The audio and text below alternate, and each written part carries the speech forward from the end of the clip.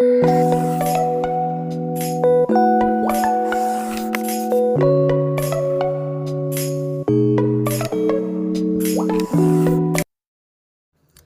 हिंद दोस्तों, आपके अपने YouTube चैनल को बहुत स्वागत है। क्लास 10th के लिए 80 ऑब्जेक्टिव साइंस के लेकर आए हैं, जो 2024 के फाइनल एग्ज़ाम में पूछे जा सकने वाले क्वेश्चन है। तो आज हम लोग 80 ऑब्जेक्टिव की बात करते हैं और उम्मीद करते हैं कि इस 80 ऑब्जेक्टिव में कम से कम 40 ऑब्जेक्टिव आपके बिहार बोर्ड से टकराए। इससे आपको बहुत फ़ायदा होगा। तो चलिए हम लोग बात करते हैं क्वेश्चन नंबर 1 से। किस दर्पण का फोकस दूरी ऋणात्मक लिया जाता है? तो फोकस दूरी जो ऋणात्मक लिया जाएगा, यानी कि जो फोकस के सामने वाली होगी। तो फोकस के सामने में वस्तु को अगर हम रखते हैं तो वो सिर्फ अवतल दर्पण होता है। तो इसलिए 1 नंबर का आपका हो जाएगा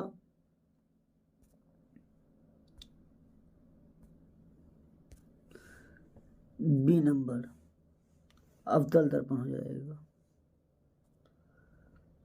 2 नंबर की बात करते हैं। लेंस की फोकस दूरी और वक्रता त्रिज्या में क्या संबंध है? फोकस दूरी और वक्रता त्रिज्या में क्या संबंध है? तो फोकस दूरी जो होती है वो हमेशा वक्रता त्रिज्या की आधी होती है, इसलिए 2 नंबर का बी आंसर हो जाएगा।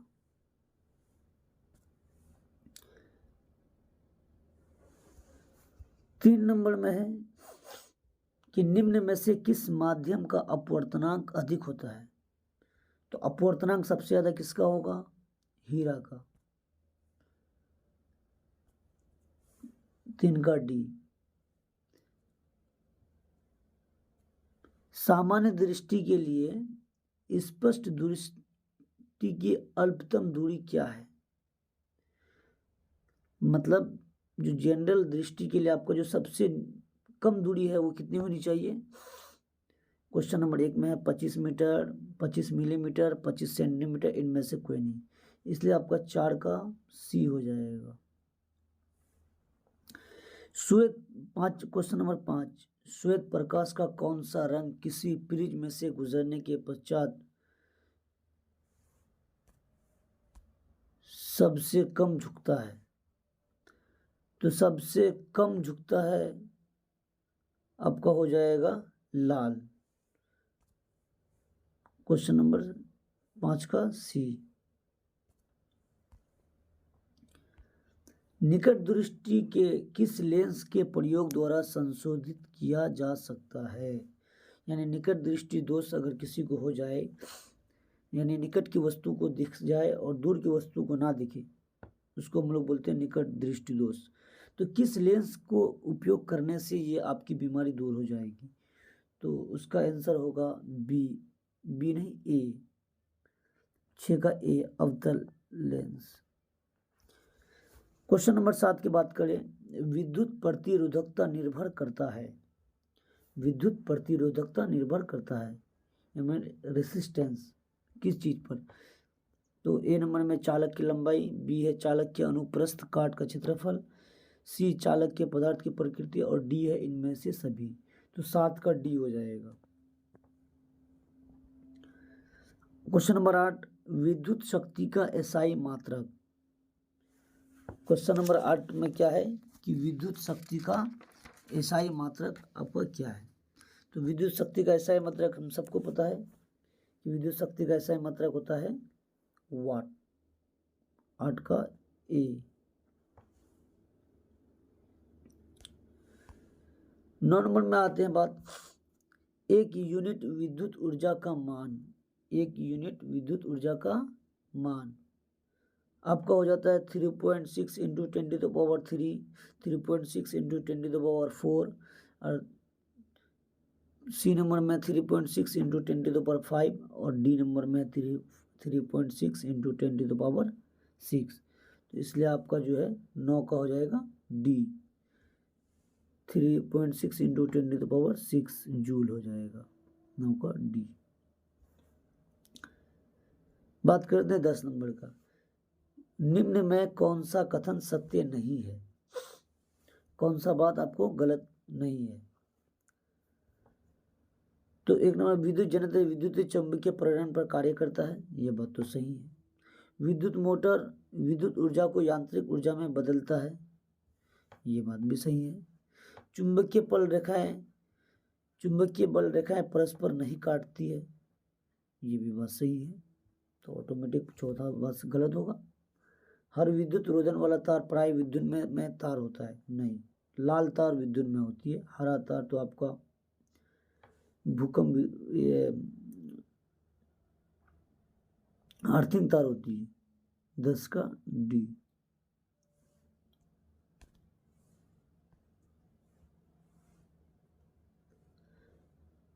बात करते 11 नंबर क्वेश्चन। फ्लेमिंग के वाम हस्त नियम में बायां हाथ का मध्यमा संकेत करती है। तो अंगूठा आपका बल की दिशा करेगा, अब तर्जनी उंगली आपका विद्युत क्षेत्र है, और आपका जो मध्यमा है वो करंट यानी चालक में प्रवाहित विद्युत धारा की दिशा, इसलिए आपका 11 का हो जाएगा सी। क्वेश्चन नंबर 12 है, चुंबक के भीतर चुंबकीय क्षेत्र रेखाओं की दिशा क्या होती है। चुंबक के भीतर चुंबकीय क्षेत्र रेखाओं की दिशा, तो चुंबक के बाहर होती है नॉर्थ टू साउथ यानी उत्तर से दक्षिण, और भीतर में होती है दक्षिण से उत्तर, इसलिए 12 का बी हो जाएगा।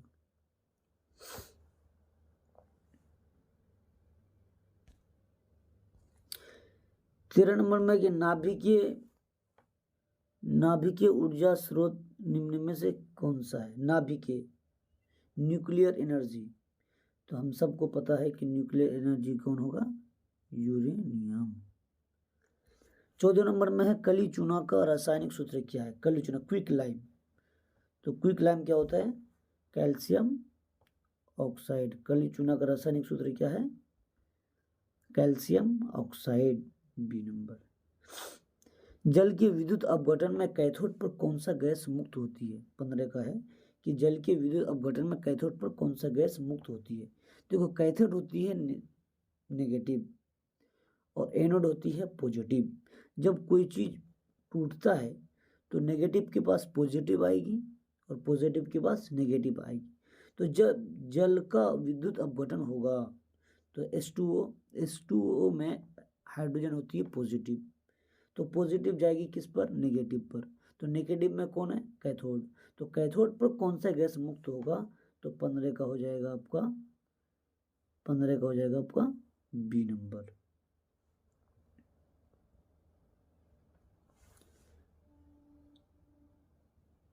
बात करते क्वेश्चन नंबर 16 का। बेकिंग सोडा में जल के अणुओं की संख्या क्या है।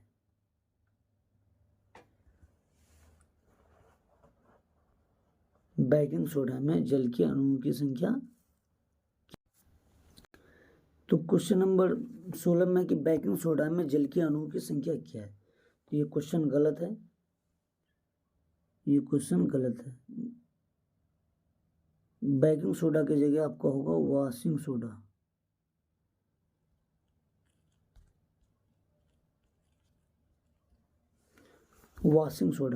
वॉशिंग सोडा में जल के अणुओं की संख्या कितनी होती है, 8, 9, 10, 5।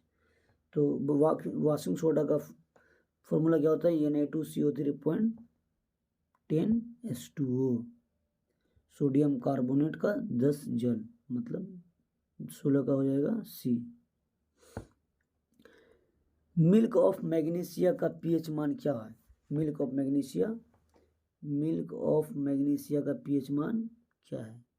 तो मिल्क ऑफ मैग्नीशिया क्या है, एंटासिड की तरह वो काम करता है। जो क्षार होगा तो वो कैसा क्षार होगा, ज़्यादा क्षार होगा, इसलिए उसका आंसर हो जाएगा 10.5। 18 नंबर का सवाल है कि निम्न में से कौन सा अधातु चमकीला है। अधातु चमकीला है, धातु अगर होता तो बहुत सभी धातुएं चमकीले होती है लगभग में, और अधातु बोला है तो आयोडीन एकमात्र ऐसा है जो क्या है आपका चमकीला है। 19 नंबर का सवाल है कि निम्न में कौन सा धातु अत्यधिक अभिक्रियाशील है। तो क्रियाशील का एक रिएक्टिविटी सीरीज आती है जिसमें सबसे पहले 1 नंबर में आता है पोटेशियम। इस 4 ऑप्शन में पोटेशियम कहीं नहीं है। उसके बाद आता है सोडियम, 19 का बी हो जाएगा आपको।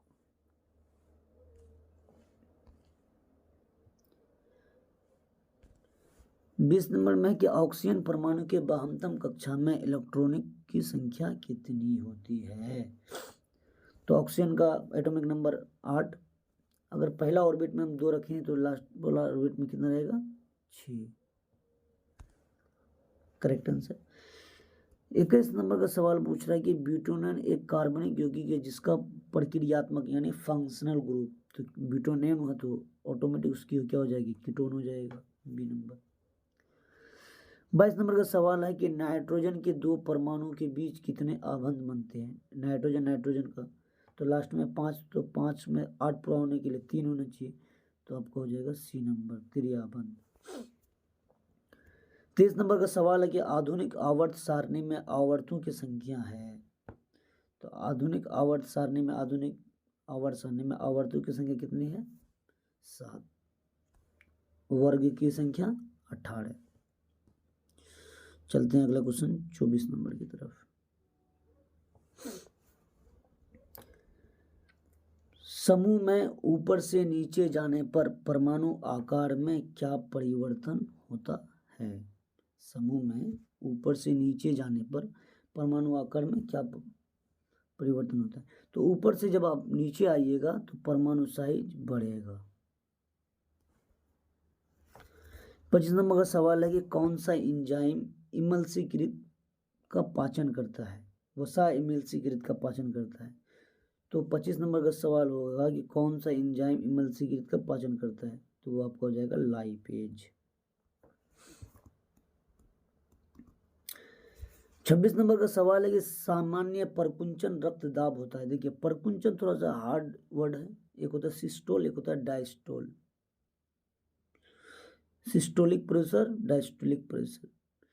तो सिस्टोलिक होता है 80 और डायस्टोलिक होता है 120। देखिए एमएम भी हो गया, सॉरी एमएम होगा सिर्फ।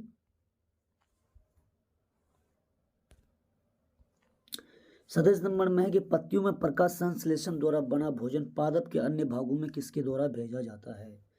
तो भोजन को भेजने के लिए सिर्फ क्या होती है, फ्लोएम, इसलिए आपका 27 का बी हो जाएगा। उसे पौधा का नाम बताए, यानी उस पौधा का नाम बताए जो कलम द्वारा कायिक प्रवर्धन को प्रदर्शित करता है। तो कलम हम लोग सभी बच्चे जानते हैं, लगभग हम लोग किसान घर के हैं, कि कौन सा पौधा का नाम बताए जो कलम द्वारा कायिक प्रवर्धन प्रदर्शित करता है। तो आपका आंसर हो जाएगा 28 का बी नंबर हो जाएगा, गुलाब।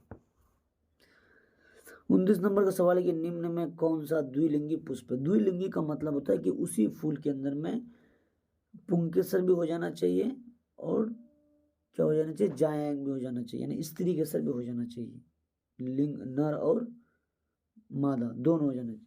तो वो क्या है, पपीता का पुष्प, जिसमें दोनों पाए जाते हैं।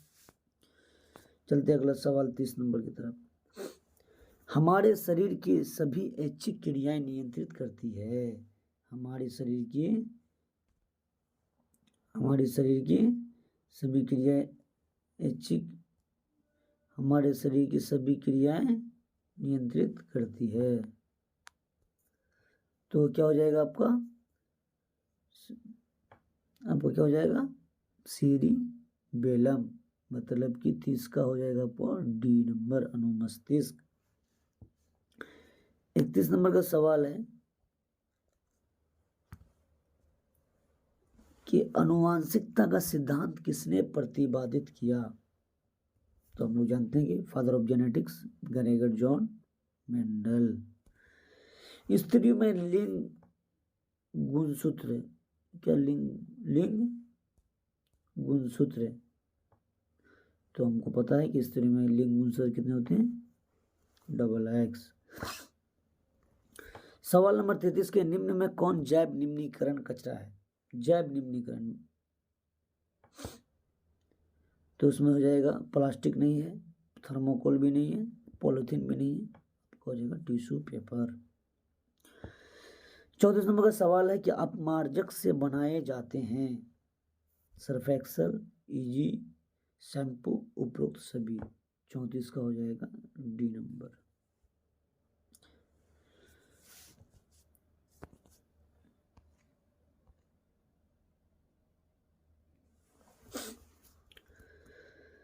पैंतीस नंबर का सवाल है कि प्राकृतिक संसाधनों का प्रबंधन के लिए सबसे उपयुक्त विकल्प निम्न में से कौन सा है। प्राकृतिक संसाधनों का प्रबंधन के लिए सबसे विकल्प निम्न में से कौन सा है। कम उपयोग है, पुनर्चक्रण है, पुनः उपयोग है, इनमें से सभी। आपको हो जाएगा इनमें से सभी। 36 नंबर का सवाल है कि विद्युत चुंबकीय प्रेरक की खोज किसने की थी। Fleming, Ampere, Maxwell, Faraday. 37 number का सवाल है कि विद्युत जनित्र का सिद्धांत आधारित है। विद्युत जनित्र का सिद्धांत आधारित है, तो विद्युत जनित्र का सिद्धांत आधारित है विद्युत चुंबकीय प्रेरण पर। आपका सी नंबर हो जाएगा आंसर।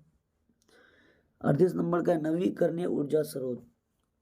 नवीकरणीय ऊर्जा स्रोत, नवीकरणीय ऊर्जा स्रोत का मतलब होता है कि रिन्यूएबल, आपको बार बार मिलेगी।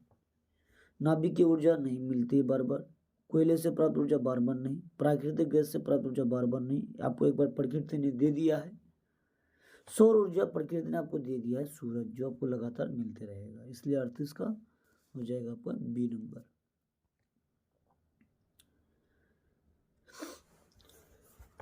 उनतीस नंबर में अनवीकरणीय ऊर्जा का स्रोत, जो आपको एक बार मिला है दोबारा आपको नहीं मिलेगी। जीवाश्म ईंधन, सौर ऊर्जा, पवन ऊर्जा, विद्युत ऊर्जा। अनवीकरणीय, तो इसमें आपका हो जाएगा जीवाश्म ईंधन। 40 नंबर का सवाल है, जस्ता तथा तनु हाइड्रोक्लोरिक अम्ल की अभिक्रिया के फलस्वरूप निम्न में से कौन सा गैस बनता है। जब आप जेडन प्लस HCl को अगर अभिक्रिया कराएंगे तो ZnCl2 plus H2, ZnCl2 plus H2, यानी तो H2 क्या होगा, आपको गैस बाहर निकलेगी। इसलिए आपको 40 का सी नंबर हो जाएगा। तो दोस्तों यहीं तक आखिरी करते हैं, 40 से तक ख़त्म कर दिए, 41 से 80 तक अगला एक एपिसोड में लेकर आएंगे। आपको बहुत बहुत धन्यवाद मेरे चैनल को देखने के लिए। आपसे उम्मीद करते हैं कि आप मेरे चैनल को सब्सक्राइब भी कीजिएगा और लाइक भी कीजिएगा। जय हिंद दोस्तों।